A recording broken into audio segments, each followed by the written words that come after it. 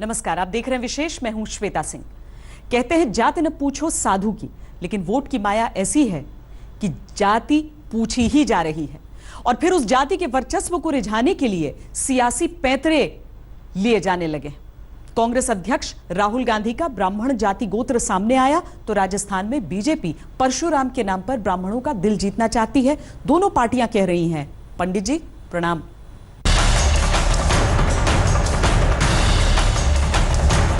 जिस परशुराम ने ब्राह्मणत्व को मानवता का दूसरा नाम माना, उनके नाम पर ब्राह्मणों को लुभाने और चुनाव जीतने के जुगत बीजेपी कर रही है राजस्थान में, परशुराम के नाम पर बोर्ड बनाकर। सब समाज का राइट है और सब समाजों को भी ये लगना चाहिए कि वो सरकार के हिस्सा हैं।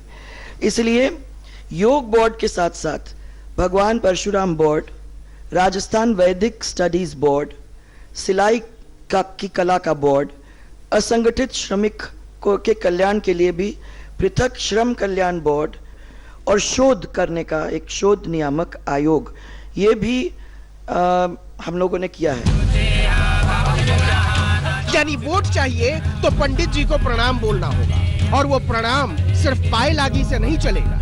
इसलिए बीजेपी ने विष्णु के दशावतारों में छठे नंबर वाले ब्राह्मण पिता और क्षत्रिय माता के पुत्र परशुराम के नाम पर ब्राह्मणों को रिझाने में कोई कमी नहीं छोड़ी। ये भी भूल गई कि एक दिन पहले ही उसके सबसे बड़े नेता और देश के प्रधानमंत्री बता रहे थे कि ये जात पात क्या है, जो है सब 125 करोड़ हिंदुस्तानी है। नामदार और नामदार के चेले चपाटे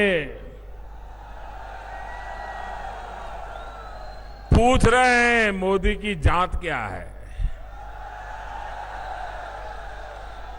भाइयों बहनों, आप मुझे बताइए, हिंदुस्तान का प्रधानमंत्री अगर अमेरिका जाता है, अमेरिका का राष्ट्रपति उसको मिलता है, भारत की भलाई के लिए वहां बातचीत होती है, तो क्या अमेरिका का राष्ट्रपति भारत के प्रधानमंत्री को पूछता है क्या, अरे भाई बाकी बाद में पहले ये बताओ तुम किस जात के हो, ऐसा पूछता है क्या? अरे जब हिंदुस्तान का प्रधानमंत्री जाता है तो सामने वाले को एक ही जात दिखती है, 125 करोड़ हिंदुस्तानी यही जात होती है। वर्ण व्यवस्था के हामी भरने वाले कहते हैं कि ब्राह्मण तो ब्रह्मा के मुंह से पैदा हुए हैं, इसलिए सबसे महान हैं, देवता हैं। अब जब देवता है तो उनको तो सबकी बराबरी की बात करनी चाहिए ना। लेकिन जातियों में बटे देश में, छुआछूत का शिकार देश में, ब्रह्मा के मुख से निकले पवित्र ब्राह्मणों ने ये नहीं बताया कि सबको सम्मानित कैसे बनाया जाएगा। अलबत्ता संविधान के आईने में अपना अक्स देखने वाले देश में जाति और गोत्र बताकर श्रेष्ठ हिंदू होने का दम जरूर भरा जा रहा है। जब उनके पुश्तैनी पुरोहित ने संकल्प करवाया, संकल्प से पूजा प्रारंभ होती है विधि विधान से, तो जैसे ही संकल्प का मंत्र बोला और उनसे उनका नाम और गोत्र पूछ जानने के बारे में बताया गया, तो उनको पहले से ही अपना कोल दत्तात्रेय गोत्र याद था। और हमने भी जब रिपीट करते हैं कि कोल दत्तात्रेय, तो उनके मुख से पहले से ही कोल दत्तात्रेय गोत्र मुंह से आया और उन्होंने, कश्मीरी ब्राह्मण वो है, और उस गोत्र का संकल्प लेके ही उन्होंने पूजा का प्रारंभ किया। कांग्रेस भी पीछे नहीं है। बीजेपी को छोड़िए, कांग्रेस भी शायद भूल गई कि उसकी विचारधारा में जाति विहीन समाज और धर्मनिरपेक्ष राज्य की कल्पना है। जातियों के पायदान में ब्राह्मणों की श्रेष्ठता दिखाने या फिर रूठे हुए ब्राह्मणों को रिझाने के चक्कर में कांग्रेस नेता सीपी जोशी ने जो कहा, उसको भी सुन लीजिए।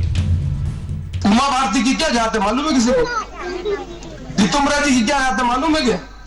अरे इस देश में धर्म के बारे में कोई जानता है तो पंडित जानते हैं,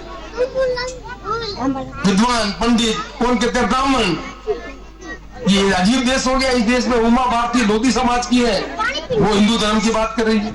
साध्वी जी किसी धर्म की, वो हिंदू धर्म की बात कर रहे हैं। नरेंद्र मोदी जी किसी धर्म की, हिंदू की बात कर रहे हैं। ब्राह्मणों का काम नहीं, ब्राह्मण तो समझते नहीं। 50 साल में इनकी अकल बाहर निकल गई। बीजेपी विकास की राजनीति की बात करती है तो कांग्रेस नेहरू की विरासत की राजनीति की, लेकिन दोनों की राजनीति की राहें वोटरों तक जात के जरिए ही पहुंच रही है। कांग्रेस अपना ब्राह्मणवाद नेहरू की विरासत में तलाश रही है तो बीजेपी अपना ब्राह्मणवाद परशुराम के पराक्रम में खोज रही है। अगर राजस्थान में बीजेपी ने परशुराम बोर्ड के जरिए ब्राह्मणों को रिझाने की कोशिश की है तो इसलिए कि राज्य में ब्राह्मणों की संख्या करीब 7% है और 50 से ज्यादा विधानसभा सीटों पर इनकी सीधी पकड़ है। तो बीजेपी चाहती है कि परशुराम बोर्ड बनाकर ब्राह्मणों की नाराजगी तो दूर कर ले, जो सिर्फ 18 सीटों पर बीजेपी उम्मीदवार उतारने से उभरी है। साथ ही ब्राह्मण इस बात से भी नाराज हैं कि आर्थिक रूप से कमजोर तबके के रूप में उनको आरक्षण देने की बात करके बीजेपी ने पहले उस पर अमल नहीं किया। अब आप ये मत समझिएगा कि पिछड़ी और दलित जातियां ही जातिगत संगठन खड़ा करके जातिवाद बढ़ाती हैं। सबसे ज्यादा ज्ञानी, ध्यानी, तपस्वी, तेजस्वी, ओजस्वी बल्कि त्रिकालदर्शी ब्राह्मणों में भी जातिगत संगठन होते हैं। तो राजस्थान में ब्राह्मण महासभा बस भगवान परशुराम के सम्मान और कुछ वैदिक मंत्र तंत्र से खुश होती नजर नहीं आ रही है। भाजपा ने पिछली बार भी अपने घोषणा पत्र में हमें लॉलीपॉप दी थी। उसमें कहा था 14% आरक्षण आर्थिक आधार पर स्वर्ण जातियों को दिया जाएगा। ब्राह्मणों ने लाठियां खाई इसी राज के अंदर, भारतीय जनता पार्टी के राज में, और ब्राह्मणों के साथ ऐसा कोई न्याय नहीं किया गया जिसको देख के लगे कि ये फिर दोबारा लॉलीपॉप देने की कोशिश है। ब्राह्मण समाज समझता है कि किस प्रकार से उन पर उल्टे सीधे मुकदमे लगाए गए थे, इस राज के अंदर फंसाया गया था लोगों को, और विशेषकर जब ब्राह्मण समाज अपने हकों की बात करता है तो लाठी लेके उन पर लाठी मारी जाती है, और अब उनको लॉलीपॉप देकर चाहते हैं कि वोट हथिया लें, नहीं हथिया पाएंगे। बात तो राजस्थान से चली है, लेकिन हिमालय की चोटी से हिंद महासागर की लहरों तक जाति का जहर भी है और उसके नाम पर अभिमान का कहर भी। तो पंडित जी प्रणाम का प्राणायाम आगे भी दिखाई देगा। शरद कुमार, जयपुर, आज तक। आजादी के बाद जब जवाहरलाल नेहरू देश के प्रधानमंत्री बने तो एक विदेशी पत्रकार ने पूछा कि आपके सामने सबसे बड़ी चुनौती क्या है। नेहरू ने कहा कि जातियों में बंटे देश में एक जाति विहीन समाज बनाना और धर्म पर मरने मारने पर उतारू लोगों के बीच एक धर्मनिरपेक्ष राज्य बनाना। लेकिन जाति और धर्म की राजनीति चलती रही। जाति व्यवस्था में सबसे ऊपर माने जाने वाले ब्राह्मणों की आबादी भले ही कम हो, लेकिन सत्ता में दबदबा बोलता रहा।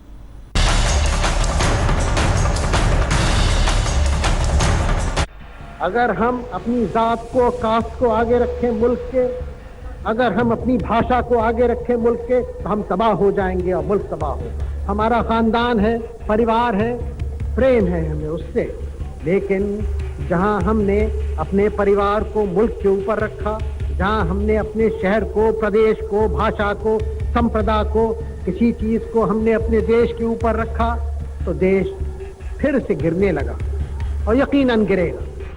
ये आवाज देश के पहले प्रधानमंत्री पंडित जवाहरलाल नेहरू की है। अब आजाद हिंदुस्तान में उतना विद्वान पंडित कौन हुआ होगा जिसने अंग्रेजों की जेल में बैठे बैठे हिंदुस्तान का इतिहास लिख दिया और दुनिया की कहानी। लेकिन उस नेहरू को बहुत अच्छे से पता था कि अगर आजाद हिंदुस्तान को तरक्की पसंद बनना है तो सबसे पहले जाति के जहर को मारना होगा। लेकिन नेहरू की विरासत के दावेदार भी शायद नेहरू को मानते नहीं।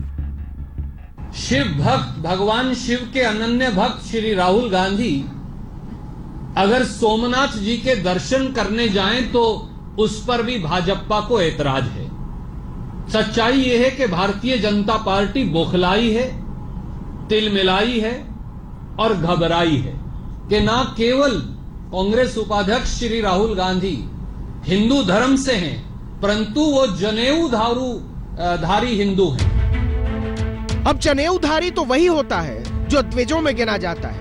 तो सवाल है कि हिंदुओं में भी एक बड़े तबके का हितैषी कौन होगा जिन्हें कभी शूद्र कहा जाता था और आज भी वो दलित और पिछड़ी जातियों में गिने जाते हैं। अभी तो सभी इसी में खुश हैं कि जाति गोत्र की राजनीति फल फूल रही है। राहुल गांधी आज अपनी गोत्र पर भी उतर आए हैं। हमने तो कभी नहीं पूछा गोत्र, क्योंकि राहुल गांधी के परनाना कहते थे कि मैं एक्सीडेंटली हिंदू हूं, और उनकी चौथी पीढ़ी में आने वाला व्यक्ति आज कहता है कि मेरा गोत्र फलाना है। इस वक्त बात ब्राह्मणों की दशा दुर्दशा पर टिक गई है, तो ये भी समझ लीजिए कि ब्राह्मणों का सियासी वजूद और सत्ताई दबदबा क्या है। देश में ब्राह्मणों की कुल संख्या भले ही 5% के करीब हो, लेकिन अब तक 14 राष्ट्रपतियों में से 4 राष्ट्रपति ब्राह्मण रहे। देश में अब तक प्रधानमंत्री भी 14 ही हुए, लेकिन ब्राह्मणों के बीच से प्रधानमंत्रियों की संख्या 6 रही है और 70 वर्षों में 46 वर्षों तक इनका ही राज रहा है। इस वक्त केंद्र सरकार में 71 मंत्री हैं, जिनमें ब्राह्मण मंत्रियों की संख्या 10 है, यानी करीब 14%। इनमें भी जिन 4 मंत्रियों गृह, वित्त, रक्षा और विदेश मंत्री के समूह को सबसे शक्तिशाली माना जाता है, उनमें 3 ब्राह्मण और 1 राजपूत है। इस वक्त देश में 3 राज्यों गोवा, महाराष्ट्र और पश्चिम बंगाल में मुख्यमंत्री ब्राह्मण हैं। और तो और हिंदुत्व की सबसे बड़ी हामी होने का दावा करने वाले संगठन राष्ट्रीय स्वयंसेवक संघ के अब तक के 6 प्रमुखों में 5 ब्राह्मण हुए और 1 राजपूत। और इन सब के बीच विकास का नारा जाति के शोर में गुम होता हुआ। मैं समझता हूं भारतीय जनता पार्टी घटियापन पे उतर आई है, राजनीति की उस गिरावट पे उतर आई है जिसकी कोई इंतहा नहीं। हम भुखमरी पे बात नहीं कर रहे हैं, बेरोजगारी पे बात नहीं कर रहे हैं। देखिए हालात यहां हो गए, जाति, धर्म, गोत्र, क्लैन, ये किनशिप, ये चीजें बात करने की है। लोकतंत्र ऐसे चलेगा? तू इधर उधर की न बात कर, ये बता कि कारवां क्यों लुटा। मुझे रहबरों से गिला नहीं, तेरी रहबरी का सवाल है। तो आपने किया क्या? मोदी जी आपकी पार्टी ने किया क्या? आप लोगों का गोत्र पूछ रहे हैं, कोई गोत्र बता रहा है, कोई जात। मैं पूछ रहा हूं 15 लाख रुपए का क्या हुआ जो हर एक के जो है जनधन खाते में आने वाले थे।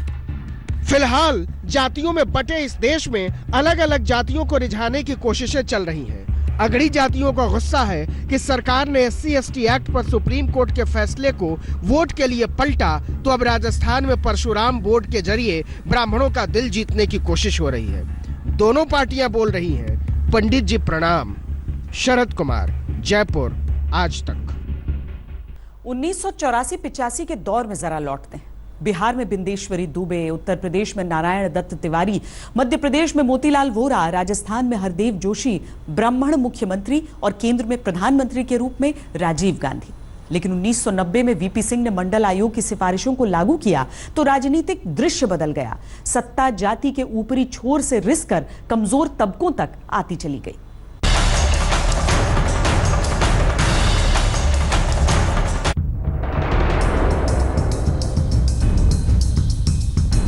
उन्नीस 1990 में मंडल आयोग की सिफारिश लागू होने से अन्य पिछड़े वर्ग के लोगों के लिए सरकारी नौकरियों में ही प्रवेश का दरवाजा नहीं खुला, बल्कि सत्ता का दरवाजा भी खुलता चला गया। हिंदी पट्टी में 1984 में जहां संसद में ब्राह्मण सांसदों की संख्या करीब 20% थी, वह 1989 में जनता दल की लहर में घटकर 12% के करीब रह गई। लेकिन 1999 आते आते करीब 11% और 2004 के बाद करीब 9%। इंदिरा गांधी के बारे में कहा जाता था कि उन्होंने ब्राह्मणों, दलितों और मुस्लिमों के गठजोड़ से अपना एक आधार वोट खड़ा किया था। लेकिन इस सदी में मायावती ने इसी गठजोड़ को अपनाकर 12 साल पहले यूपी में अपनी सरकार बनाई थी। फर्क इतना था कि शिखर पर ब्राह्मण की जगह दलित महिला आ गई। आज तक विशेष में आज के लिए इतना ही। देश और दुनिया की बाकी खबरों के लिए आप देखते रहिए आज तक। लेटेस्ट खबरों के लिए यूं ही देखते रहिए आज तक, और इस वीडियो के पसंद आने पर लाइक, शेयर एंड सब्सक्राइब करना ना भूलें।